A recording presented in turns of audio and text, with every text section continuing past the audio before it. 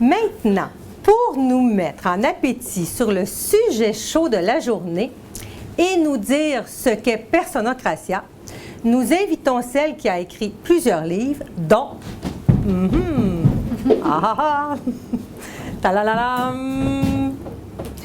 Madame Guy, Évasion en prison. À venir nous dresser la table. Alors, sans plus attendre, accueillons Guy!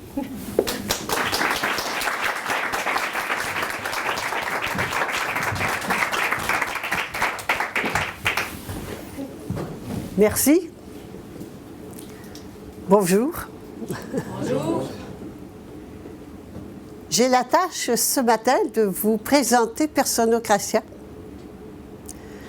Quel plaisir.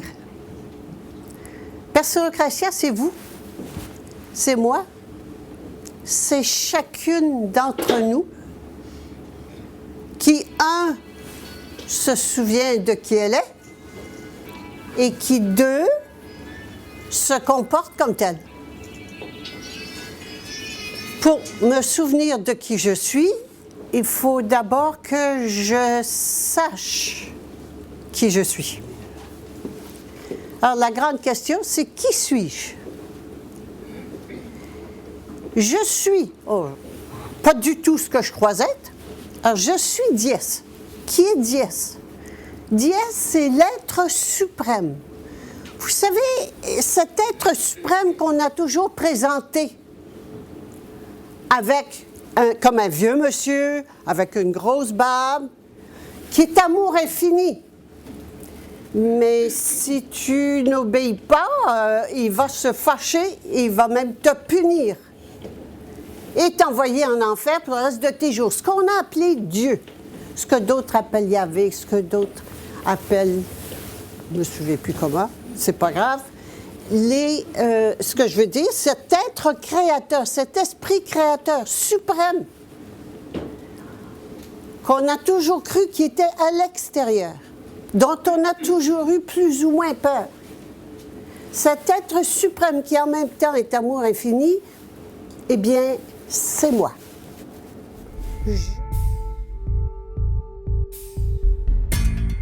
Passer à notre première conférence.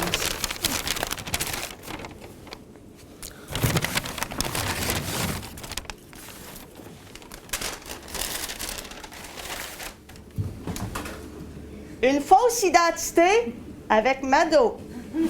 Qui est Mado? Qui est Mado? Mado, c'est une enseignante. Ex. Ah oui, ex-enseignante. C'est une femme c'est une personne qui a expérimenté des modes de vie primitifs. Elle est mère. Reproductrice. Ah oui, merci. Elle est reproductrice de 3 enfants. Reproduction. Elle est reproductrice de 3 reproductions et elle a fait l'école à la maison et vécu aussi dans un mode éco-village. Mais tout ça, elle vous l'expliquera elle-même. Tout à fait.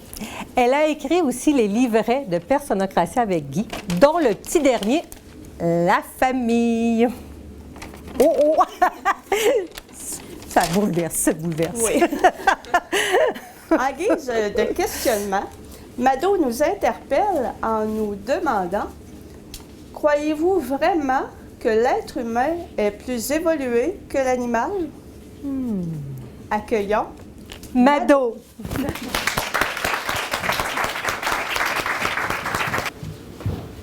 Bonjour tout le monde. Bonjour. Je suis enchantée de pouvoir partager avec vous un petit cheminement que j'ai fait depuis quelques décennies. Et puis, un sujet de prédilection qui me porte depuis que je suis jeune, c'est le côté animal. J'ai tellement été portée par ce niveau-là de l'animalité que je suis allée en biologie, puis j'ai étudié la zoologie animale et le comportement animal à l'université. Fait que je le portais fort.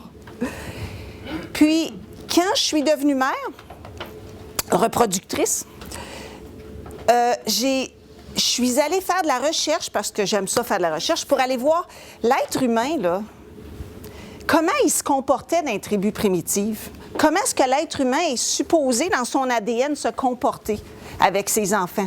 Pas ce qu'on a appris à la télévision, pas ce qu'on a appris à l'école ou que nos parents nous ont montré, mais comment est-ce que l'être humain doit vraiment se comporter avec ses enfants?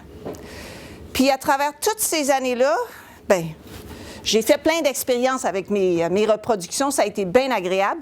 Puis finalement, c'est seulement il y a quelques années, quand j'ai rencontré Personnocratia puis que j'ai rencontré Guy, que je me suis aperçue que je m'étais complètement fourvoyée parce que je n'avais pas compris mon identité véritable. Alors, toutes ces années-là, j'avais étudié une petite partie de moi qui est le corps physique, qui est la petite pointe de l'iceberg. Mais je n'avais jamais compris ce qu'il y avait en dessous. Souvent, quand on commence à chercher en spiritualité pour se demander qui on est, la première chose qu'on fait, c'est qu'on se dit « OK, je suis plus qu'un corps physique. Je suis plus que des organes, une peau, des os. Hein? » Alors, je commence à creuser à l'intérieur de moi pour voir qui je suis. Puis, la plupart des gens, quand ils commencent à creuser, ils s'arrêtent à la première couche. La première couche, c'est le corps vital. Il y en a qui appellent ça le corps astral, il y en a qui appellent ça le corps émotionnel. Hein? Puis, à un moment donné, je me dis, je suis plus que mon corps, je suis mes émotions. OK. Puis, souvent, les gens vont s'arrêter là. Ils vont dire, je suis un corps physique, puis j'ai des émotions. Alors, si quelqu'un me demande qui es-tu, bien, je dis, moi, mon nom, c'est Mado. Je suis un homo sapiens, c'est un être humain sage, imaginez-vous. Homo sapiens, ça veut dire homme sage. Puis si on regarde ce qui se passe sur la planète en ce moment, c'est peut-être pas le terme que j'aurais utilisé, moi. Ça aurait peut-être été homo destructiones, quelque chose comme ça. Okay? Si on creuse un petit peu plus, puis c'était intéressant parce que tantôt, Guy disait on peut remonter dans l'édifice de plus en plus haut. Bien, il y a deux directions. On peut monter comme ça, puis on peut rentrer en dedans. Mais c'est la même chose. La différence, c'est que quand je rentre en dedans, je découvre qui je suis au niveau individuel, tandis que quand je monte plus haut, je découvre qui je suis au niveau universel. Puis à un moment donné, je m'aperçois que là, puis là, c'est la même chose. Alors moi, je vais vous parler plus de là, à l'intérieur.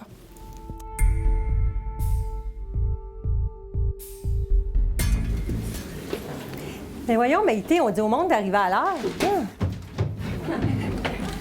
Bon, comme deuxième conférence, voyons, c'est quoi ces papiers-là? Ah, ben c'est mes papiers d'assurance pour la prochaine conférence, les assurances à la baisse. Mais non, c'est pas les assurances à la baisse. Ça sera même plutôt des assurances à la hausse. Parce que ça coûte cher à tous les niveaux, une assurance baise, comme dans baiser. C'est pas pareil. Tu sais, c'est comme dans ces livres sur la sexualité masculine. Ah oui. Ces livres. Ah, c'est livres. Donc, il a écrit les livres. Les hommes ne veulent pas d'enfants. Et qu'arriverait-il si la sexualité disparaissait? Patrice se permet de pénétrer à fond dans le sujet. Nous l'invitons donc à venir sur la scène. Patrice!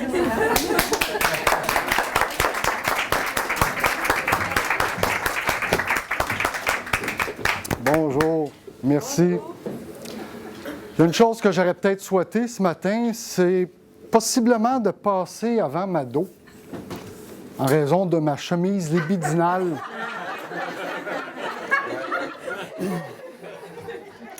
Mais c'est pas grave. Au moins, vous allez savoir une chose, c'est que j'ai besoin d'argent.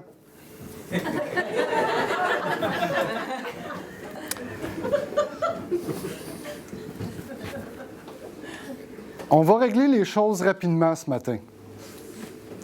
S'il y a des couples dans la salle qui veulent demeurer en couple, vous avez encore une chance de sortir. S'il y a des gens qui ne sont pas en couple et qui veulent peut-être le devenir ou pas, bien, je vous suggère de rester. Moi, je suis ici pour raconter un peu mon histoire. Qu'est-ce qui fait que j'ai écrit des livres? C'est l'histoire de tout le monde, finalement. quand j'étais comme ça, j'ai choisi, je ne me souviens pas de quelle façon, mais j'ai choisi d'être hétérosexuel. Parce qu'on choisit son orientation. Il ne faut pas oublier ça. Moi, j'ai choisi d'être hétérosexuel. Alors, toute ma vie, jusqu'à aujourd'hui, j'ai eu une vie hétérosexuelle. Et dans ma petite tête de garçon, je rêvais de vivre une vie à long terme avec quelqu'un. Une vie de château. Alors, de fil en aiguille, j'ai eu des blondes, des partenaires, des maîtresses, oh, pas ça tout de suite, j'ai eu des partenaires, des conjointes. Je vais utiliser tous les mots parce qu'on ne sait plus à quel sein se vouer. Partenaire, conjointe, chum, blonde, maîtresse, amant. Où est-ce qu'on s'en va avec tout ça? Je ne sais pas. Enfin oui, je le sais. Et donc, j'ai eu plusieurs partenaires dans ma vie, des conjointes. Sans raison, un jour, il y en a une qui elle m'a accroché plus que les autres. Accroché dans ce sens que, jusqu'à un certain âge, je ne voulais pas d'enfant. Vous allez me dire, pourquoi on ne veut pas d'enfant en tant que garçon, en tant qu'homme? Mais la première chose, c'est ma liberté sexuelle. Quand je sais que je suis programmé comme un mammifère et que dans mes gènes, je traîne 16,4 millions d'années de mémoire cellulaire animale, bien, l'idée de faire des bébés dans une société aujourd'hui, ça voulait dire pour moi perte de liberté sexuelle. Parce que je devais fermer un couple, y avoir des enfants et un couple fermé. Et comme je ne suis pas religieux, mais que ma société est empreinte de fidélité et d'exclusivité, je me voyais mal avoir des enfants dans un couple fermé et en même temps de pouvoir avoir une liberté sexuelle. Du coup, j'ai remis ça très tardivement, d'avoir des blondes, des conjoints et d'avoir des enfants. J'ai remettais de blonde en blonde. Je me disais, c'est pas possible, c'est pas elle. Si jamais je veux des enfants, ça peut pas être avec elle. Et si j'en veux, il faut que je fasse une croix sur ma vie sexuelle, d'avoir une seule personne dans ma vie qui va être ma partenaire sexuelle. Alors, j'en tremblais. Je me disais, dans quelle vie je me suis embarqué? Moi qui suis un pénis ambulant.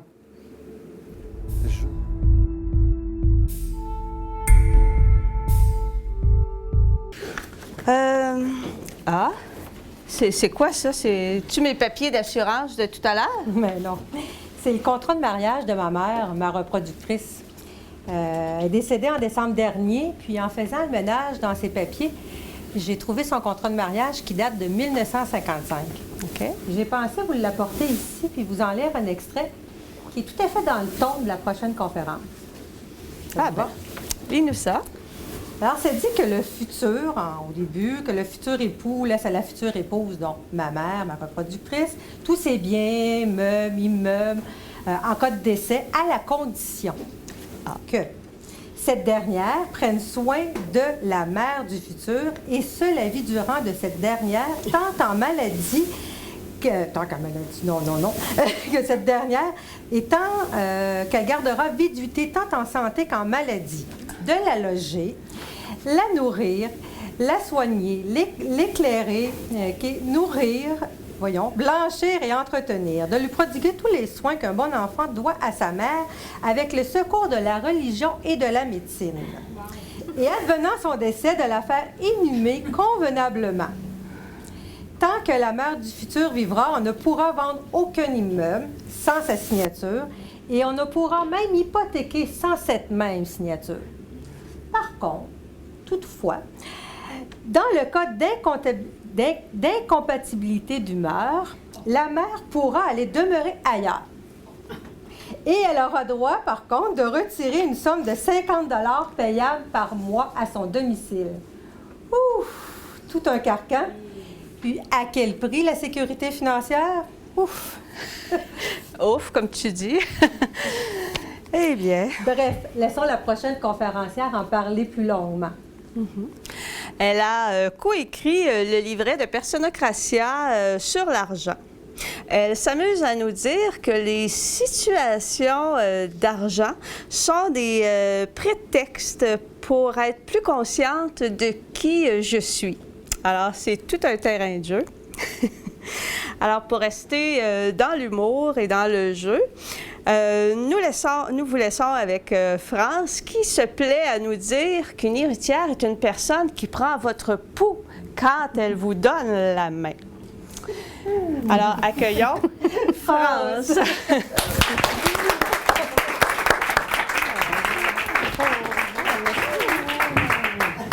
Pas potentiel ici. Madame, on se voit après le symposium? Ah, OK, c'est bon. On a ça.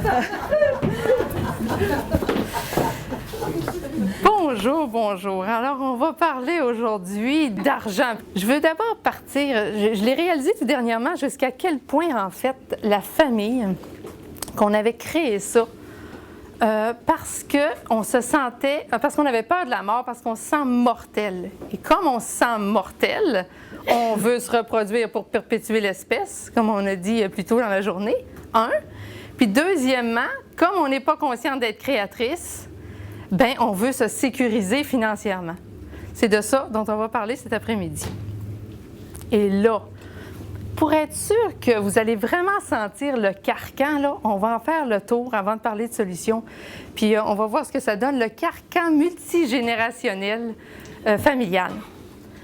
Parce que ça m'a frappé ce matin aussi, on a parlé du couple, puis que le couple a tendance à vouloir se défaire ces années-ci et tout ça, puis que c'est un carcan.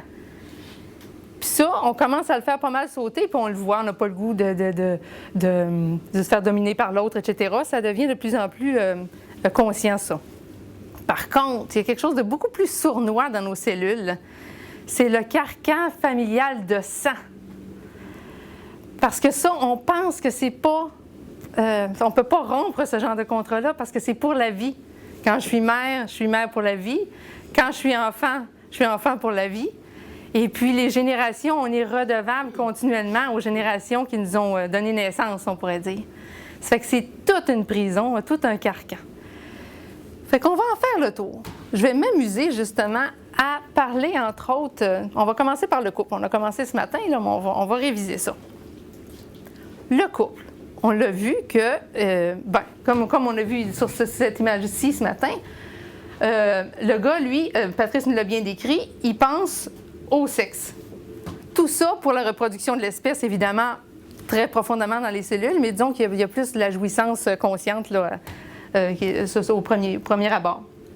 Par contre, la fille, comme vous pouvez voir, ou la femme, ce qu'elle veut, elle, comme on l'a dit ce matin, elle veut être reproductrice, donc faire des bébés pour reproduire. Elle veut aussi la sécurité financière du pourvoyeur, donc du mâle. Et elle veut aussi la protection. Juste regardez l'image ici, la protection. D'ailleurs, c'est le mâle, hein, le mâle qui entoure la femelle, la protection. D'ailleurs, quand c'est l'homme qui nous prend dans ses bras en général, c'est rare que c'est la femme qui prend l'homme dans ses bras. Voyez-vous, le côté protecteur est très, très fort. Puis on pourrait penser de nos jours, particulièrement ici, dans une société comme au Québec, entre autres, on pourrait dire, oui, mais maintenant, les femmes sont rendues autonomes financièrement, donc ils n'ont plus besoin de l'homme pourvoyeur autant. C'est vrai dans un sens, mais je pourrais vous dire que dans le plus profond de nos cellules, c'est encore très vivant, ça. Si je parle de ma propre expérience, moi, quand je me suis mariée, j'étais professionnelle, je gagnais bien ma vie, bon. Et puis, j'ai choisi un mâle qui était quand même comptable, hein? J'étais dans mon créneau. mais je veux dire, j'ai quand même choisi, même si j'en avais pas besoin en tant que tel, d'avoir un mâle quand même qui pouvait quand même avoir un certain côté de prestige et puis de sécurité matérielle malgré tout, même si en apparence, j'en avais pas besoin. Ça fait que c'est très, très fort, ça, pour la femme quand même, cette sécurité financière. Bon.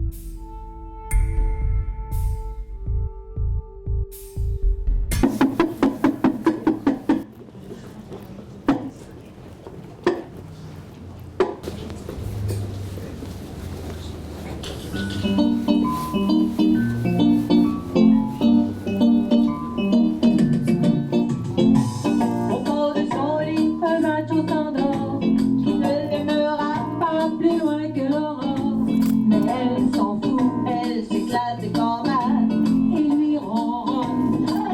je t'aime, ne la laisse pas tomber. Elle est si fragile, est une femme libérée. Tu sais, c'est pas si facile, ne la laisse pas tomber. Elle est si fragile, est une femme désirable. Tu sais, c'est pas si facile. Sa première ride lui fait du souci. Elle rentre son ventre à chaque fois qu'elle sort. Elle vient te raconter qu'elle s'est changé une roue. Elle avoue son âge, celui de ses enfants. Ne la laisse pas tomber. Elle est si fragile, est une femme libérée. Tu sais, c'est pas si facile, ne la laisse pas tomber. Elle est si fragile, est une femme désirable. Tu sais, c'est pas si facile, ne la laisse pas tomber.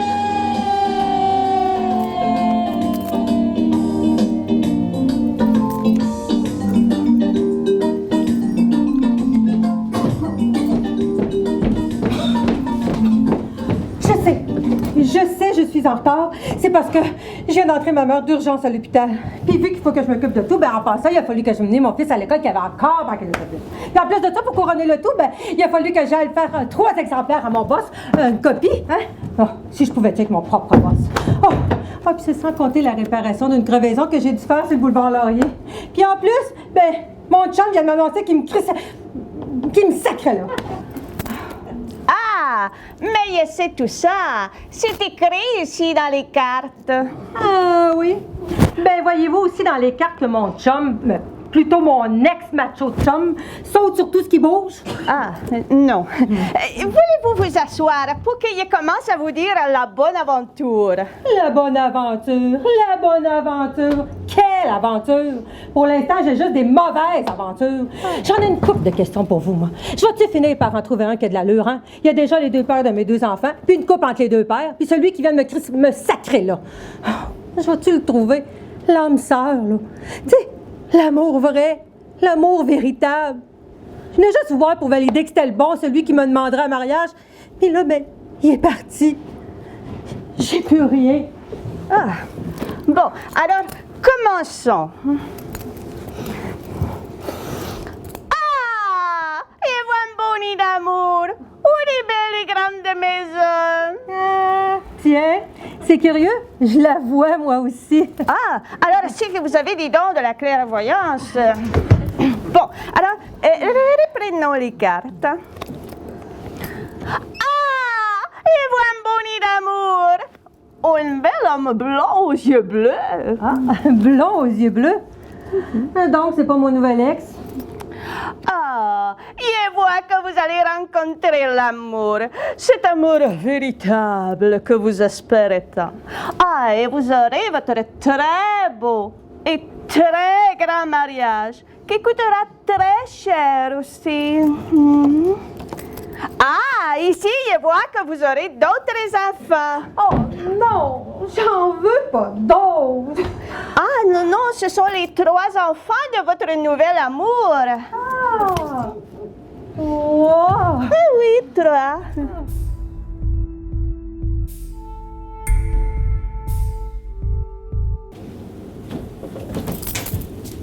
Et passons à la vie sans carcan. Avec notre prochaine conférencière qui répondra sûrement à notre question théâtrale, qui est aussi le titre de son livre. Mais que diable suis-je venu faire sur cette terre? M'accomplir. Mais comment on fait ça, s'accomplir? Alors, accueillons Guy.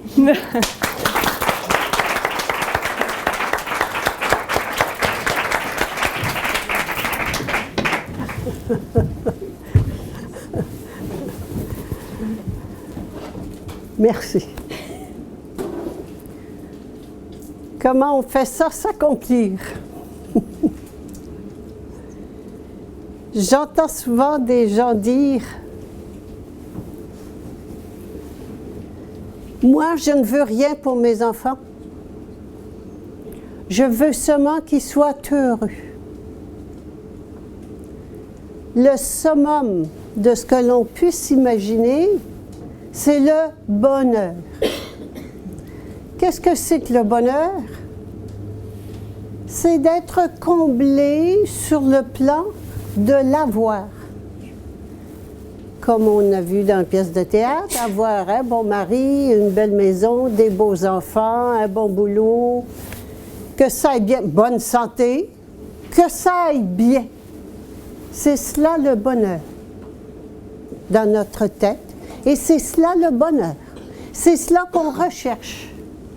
Jefferson disait un des trois droits fondamentaux de l'être humain était la recherche du bonheur. Qu'est-ce que c'est que le bonheur? Bien, le bonheur, c'est l'inverse du malheur.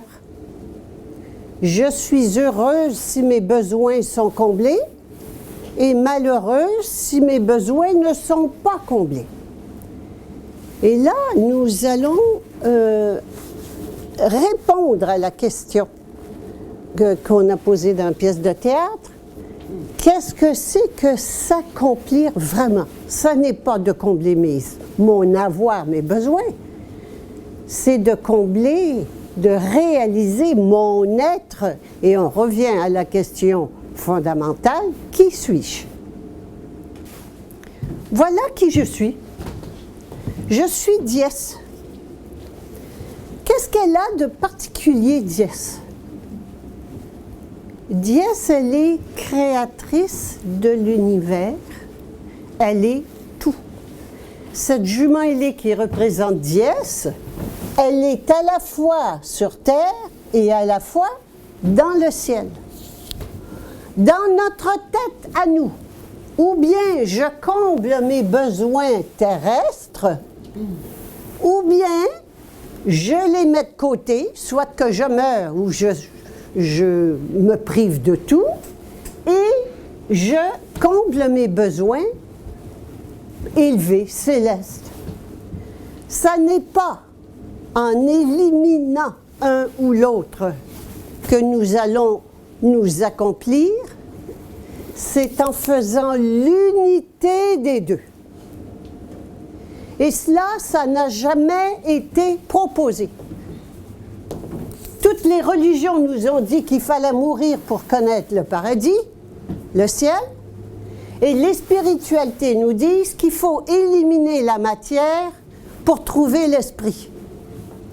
Eh bien, ce que vous propose Personocratia, c'est d'amener le ciel sur la terre.